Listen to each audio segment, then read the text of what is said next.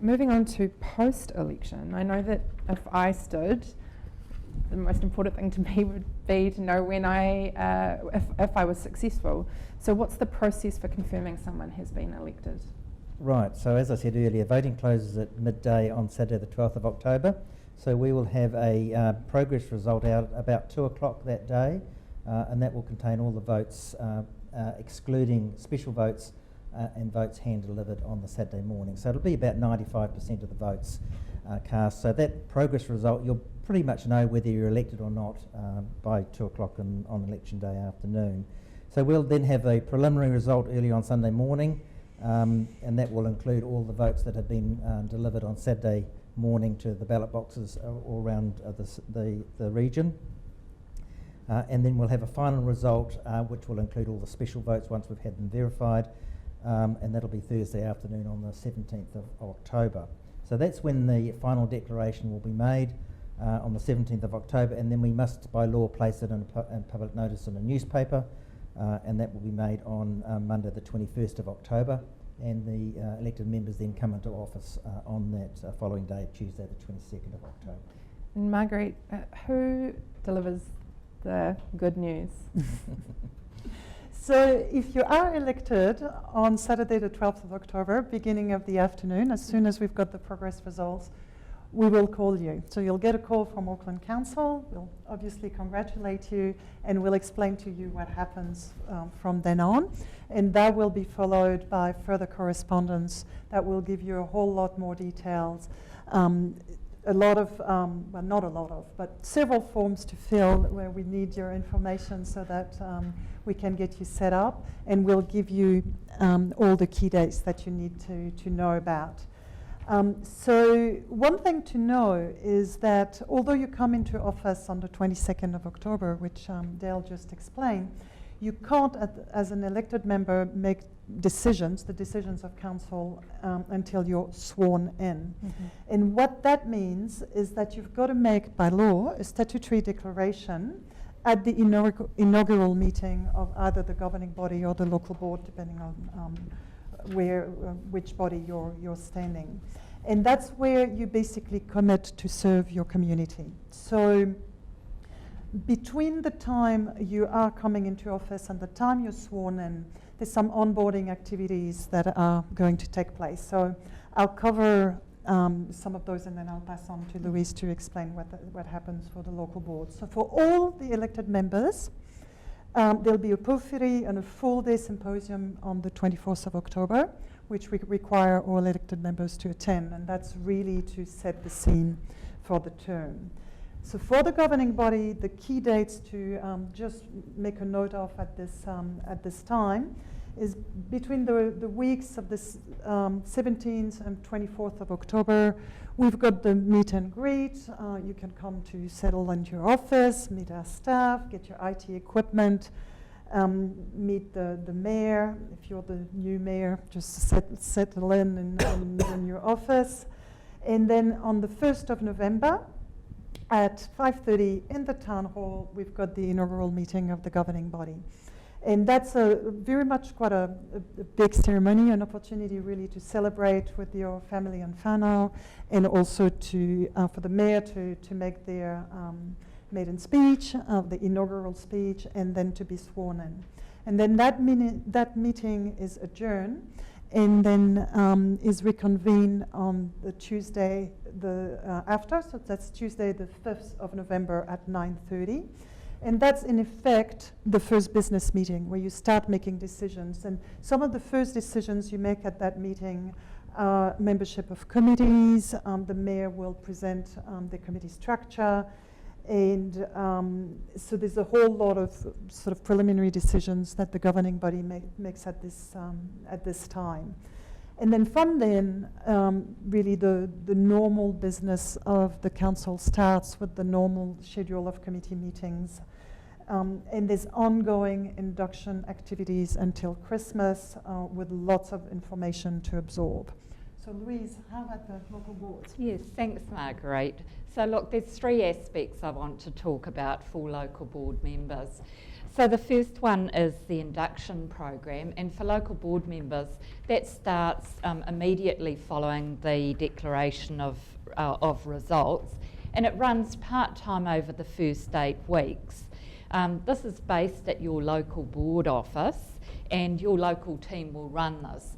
So some of the things that will be covered will be an overview of your role as local board member, what you can expect, what you're doing, etc. It will help you prepare for the inaugural ceremony, support you with that. It will also help you prepare for electing your chair and deputy chair of your local board, and also looking at how you work together as an effective board, as well as the nuts and bolts that Marguerite talked about, like just the technology and other support that's needed. So that's the induction. Unlike the governing body, the swearing in and the first business meeting are actually the same for local boards. The chair and deputy chair are elected.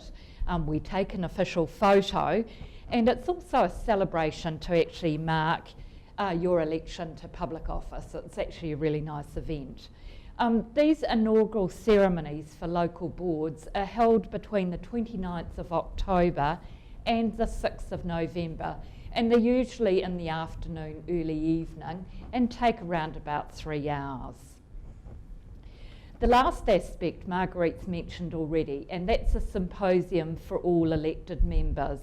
That's on the 24th of October, and local board members are required to attend that one-day symposium.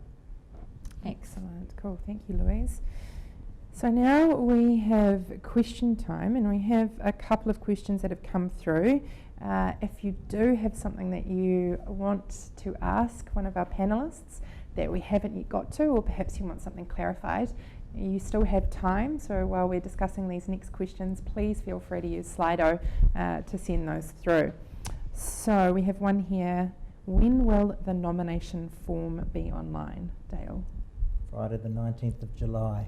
And that's next Friday. That's next Friday, there you yeah. go. And one for Marguerite. Can the mayor pick any elected councillor to be their deputy? Yes, they can. It is the decision of the mayor to appoint their deputy mayor, and that is very much one of the prerogatives of the mayor. Mm-hmm. And so also for other committees, does the mayor control those elected positions in terms of chairs of committees? So the mayor decides the committee structure, so how the governing body is going to work. Mm-hmm. Usually, and it would be very unusual not to have committees of the whole. So these are committees, for instance, in this term, as an example, we've got Environment and Community Committee, and we've got the Planning Committee, and we've got Finance and Performance Committee. These are committees where all the councillors are members, and on those 3 committees we also have members of the Independent Māori Statutory Board. These committees make the more specialised decisions. So basically what they enable us to do is to theme the decisions a little bit more. That whole committee structure is decided by the mayor. And so, as I said, the committees of the whole, all the councillors sit on, but other committees, can be subcommittees of the governing body, and they don't necessarily have all the members of the governing body on them.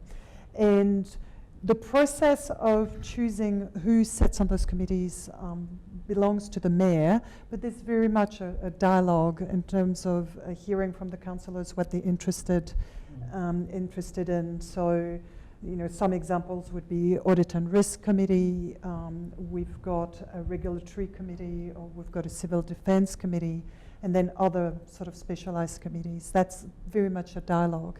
But it is the prerogative of the mayor to appoint the chairs of those committees.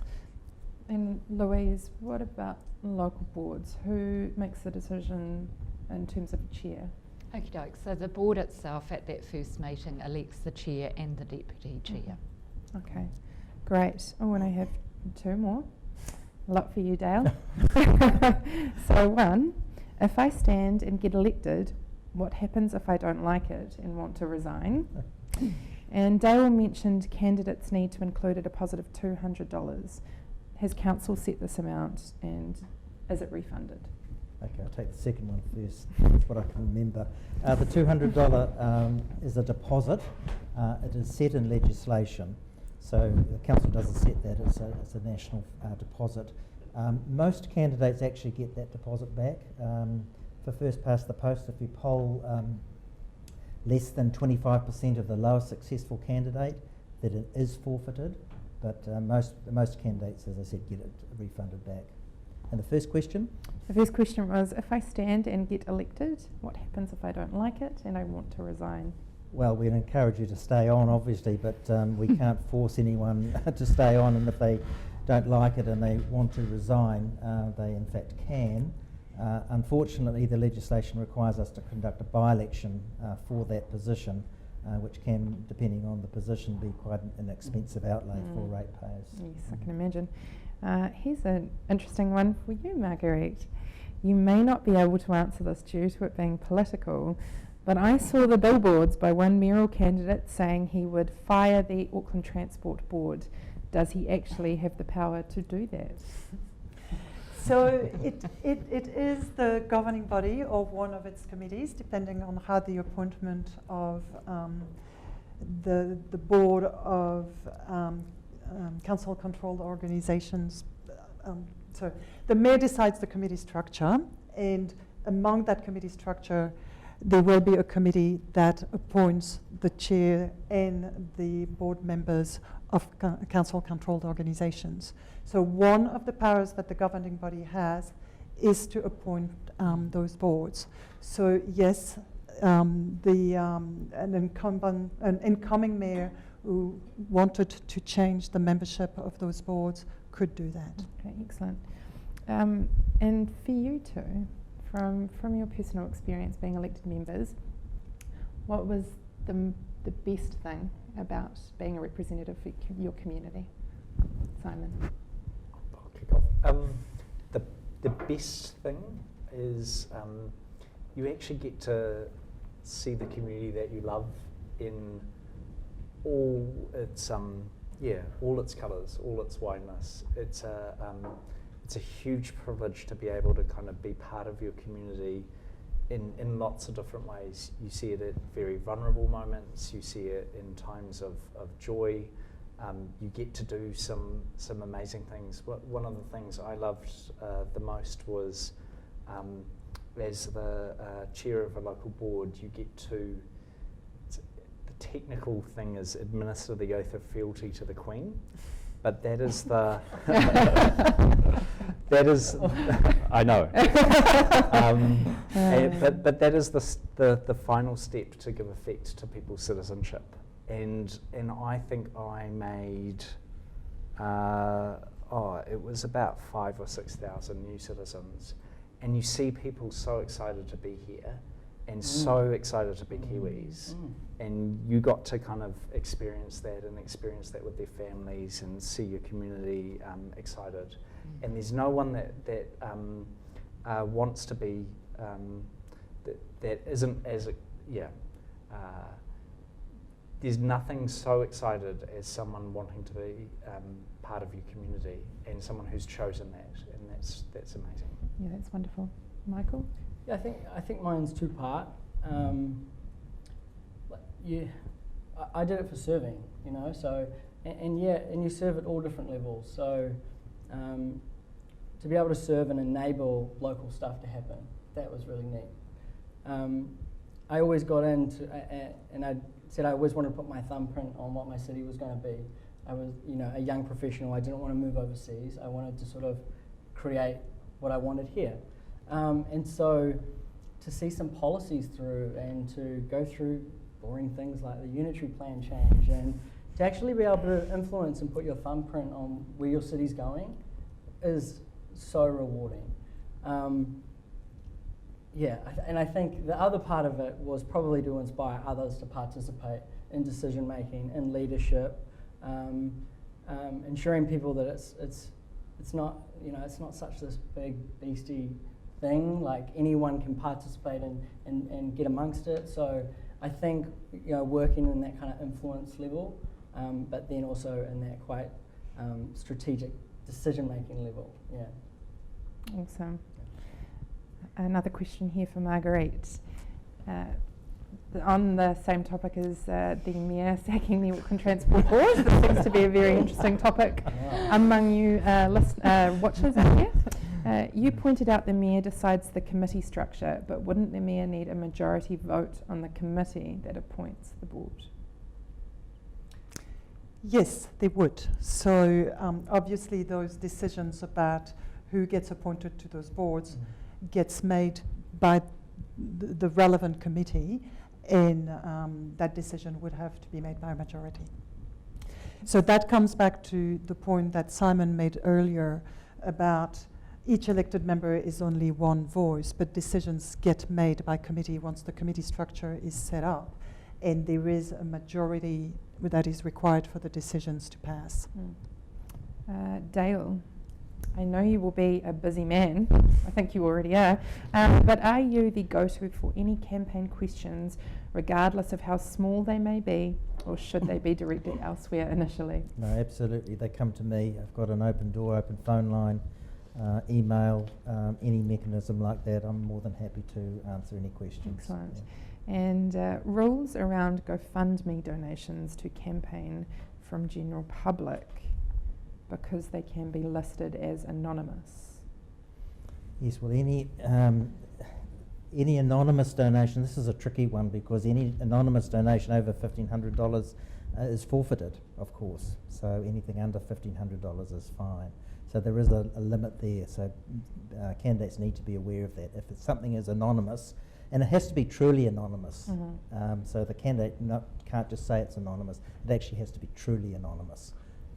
Yep. And that's per donation or in total? No, in total of the $1,500, it can be a number of contributions to make up that $1,500, but it must limit it at $1,500. Okay, well, I haven't received any other questions, so that might be us wrapping up. I'd really like to thank our panellists for being here with us this evening, for sharing your knowledge and your lived experience. It's so invaluable, and I know I've learnt something, and I definitely have a much better understanding of what the next months might look like for some of you. If you have any further questions, or you want to read up on the things that we've been discussing, again, our elections website is voteauckland.co.nz. I believe there are some links up on the screen that you can note down. This is where you'll find all detailed information on both standing as a candidate and exercising your civic duty to vote and participate. For those of you watching, I hope this has been beneficial. I hope that you've learnt something, and I hope that you understand the whole process much better as a result. And not just that, I'd like to, on behalf of the panel, just commend you for considering standing. It's such an important thing to do, to consider representing your community at the local government level. So good luck for the future, and thank you again. Ngā mihi and tēnā koutou.